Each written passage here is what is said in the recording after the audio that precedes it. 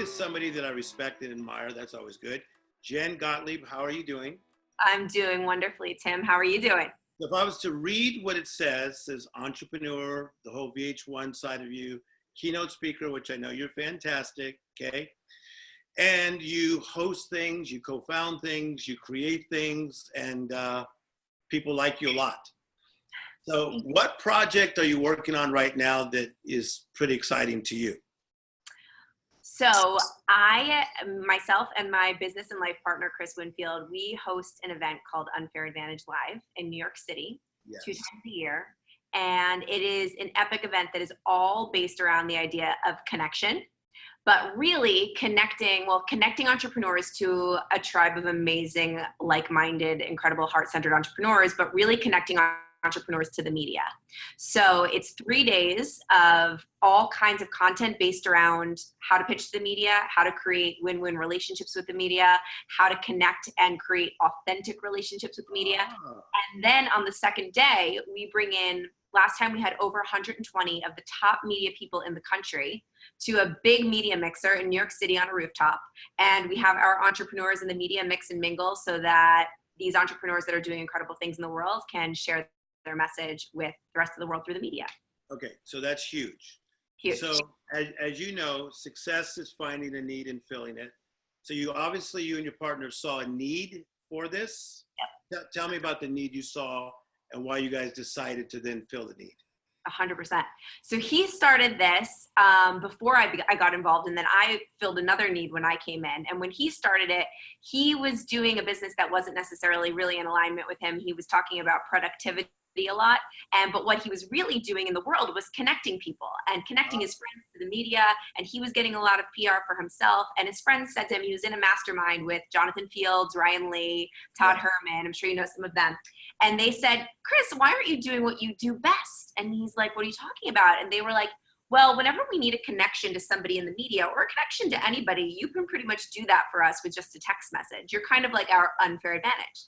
Oh, yeah. And so like, wow. So he decided to do a 1-day event that would teach people how to create real, authentic relationships using like the skills that he learned, because he thought it came easy to him, but he didn't realize it doesn't come easy to other people. And then when I saw what he was doing, you know, my background is in television, performance, Broadway, and then also mindset coaching.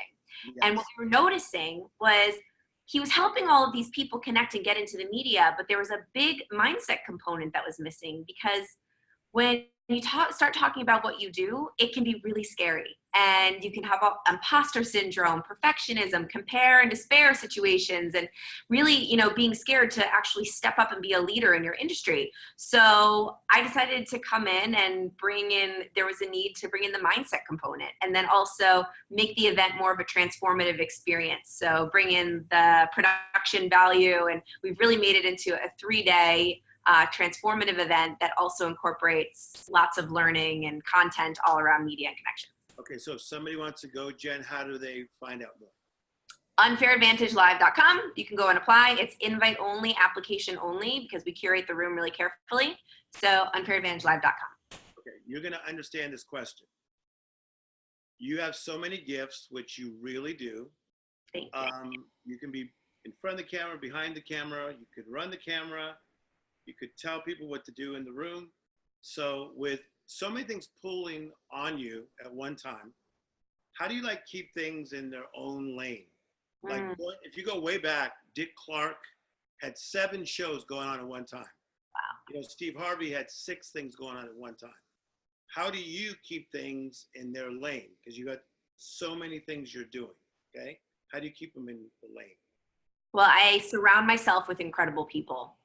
That is so key to me. I think you are an average of the 5 people you spend the most time with. So the people that you have in your circle and in your bubble, as long as they are people that you want to be like, and people that you know will keep you in check when you start to go off the path, or you start to get, going into places where you know you shouldn't, because we all do. But if you have those people around you, an amazing team, that's what I found has always kept me really organized, really on my path. My partner, we have an unbelievable EA. We have a team of 15 people, super Connector Media, and we all help each other really navigate what our superpower is and stay in line with what our superpower is, and stay in our zone of genius in whatever we're doing and support each other.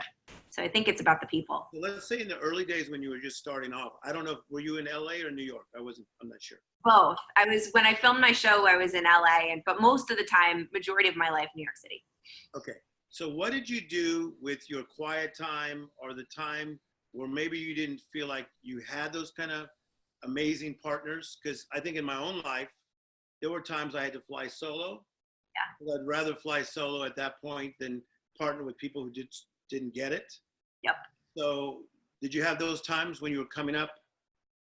100%. I actually had a time where I really was very much alone, because I was noticing that the people that were around me were not in alignment with who I was anymore. And I had to shed those people. So there was a time where like complete empty space, where I was just trying to navigate this world, coming into what I really wanted to do on the planet and who I really was. I had to do it by myself. And what really kept me every single day, I like to say, like, I worked really hard to make my life easy, and the way that every single day I needed to get up and do certain things to get me into a state that was focused on creating the life that I wanted to live. And so that was, and I still do it, like incorporating a morning routine. I really say that my life changed when I started doing certain things in the morning, like a gratitude list, future gratitude lists, affirmations, connecting with one person that I love, and meditating. And when I started doing that and starting my day like that every single day, it always like subconsciously shifted me into a state where I was really focused, no matter what was going on around me, onto getting what I wanted to get and living the way I wanted to live. Super great teaching. So I was going to ask you, is a lot of your focus innate or learned behavior? So probably a combination? All learned behavior, Tim. No, because seriously, when I've been around you, one of the things that is amazing is that you do have that. Someone was asking me the other day, they said, what is one thing you've learned from Oprah? I said, she's very robotic. And like what happens if she's at a party and one person's here, another person's coming at her here, another person's coming at her here. She's so good at like and being focused on them. Even if someone's yelling her name, she won't even look because she's on you. And then she, like a robot, goes zzz, boom. And it's such a great lesson of like being present, in the moment, focused. I think she learned that. 100%. Well, the innate thing, I think this is probably for Oprah, and what I feel that this has always just been innate in me. I always want people to walk away from me feeling better than they came in. So I love to make people feel seen. And I feel like if you can make somebody feel seen, they'll walk away from the conversation thinking like, oh, I really like that person. Or even you'll just make their day. And I think that that's a really big like thing that I can do, service that I can provide to the world. Like I can make someone feel great when I talk to them. So I really try to be present with every single person. But I have had to learn how to, really how to be successful in life. Because I was a fuck up. I don't know if we can say this on this show for a very long time and really lost and, not on my path for a while. And I had to make a big conscious shift. And sometimes the shit has to happen for the shift to happen. And I think that happened for me. And it really put me down this path of being super focused on how I could be a better person every single day. And so it was learned. I did a lot of personal development work. I read all the books. I'm still every day learning and reading and listening and trying to, and, doing my morning routine every single day, even though I feel like, oh yeah, like I've been there, done that. I know all the mindset stuff. I teach people this stuff now. No, I still need to do it every single day. Yeah. Okay. One last question. And thanks for taking time today. Of course. Some things you decide, some things you discover. Give me something that you are discovering that you're loving, that's just kind of unfolding in your life that you're like, wow, that's wild. Like for me, I'll throw something out. Yeah. Like, people have come up to me before and they said like, wow, you could act. If you wanted to act, you could act. But I always thought, no, I don't want to act because I do this other thing. So now I'm actually going to do a role in September where I'm going to act, and it's a good sized movie with some good people. Congrats. But so that's more of like a discovery thing. And to be honest with you, it is a little bit out of my comfort zone, Yeah. but I'm glad that I'm doing it. Give me something that it's not just your decision, but it's your discovery that you're excited about in your life. I love that. There's so many things. I guess the number one thing that would be my discovery this year would be building out our team and building out this agency side of our company. So I've always been a single person entrepreneur, just my own me, just me. And now I'm surrounding myself with all these people, and we're bringing on a team, and I'm learning how to work with people and manage people and build something really much bigger than just me to serve. I want to serve millions of people.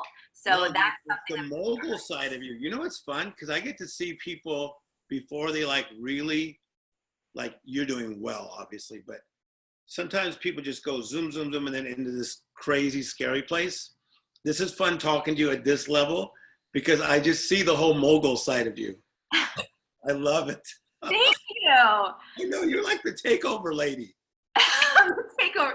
Storey just called me the takeover lady. Wow. Yeah. Drop the mic. Thank you. No. And I love the fact that you're going with the discovery because what's going to happen, as you know, but I'm a life coach, is that some of your past stuff is going to always pull you, and that's going to be like the hosting side and all that.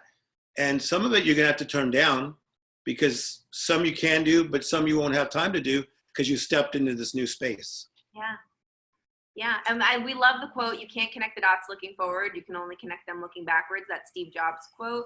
That just reminds me of that so much because it's, wherever I end up, like if us sitting here right now, like if we look backwards, we know exactly the dots that connected us to here and why everything happened the way that it did and why we had to say no to things and why things didn't work out and why things did.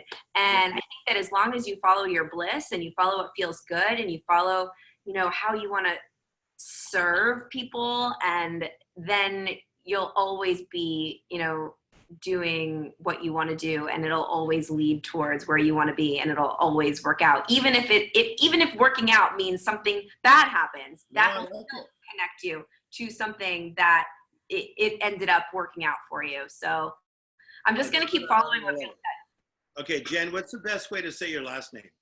Gottlieb. Just like I said. You were great. You got it. And where does that come from? Like, what country? Do we know? German. I was going to say that as well. Love God in German. It is Jen Love God. Jen Love God.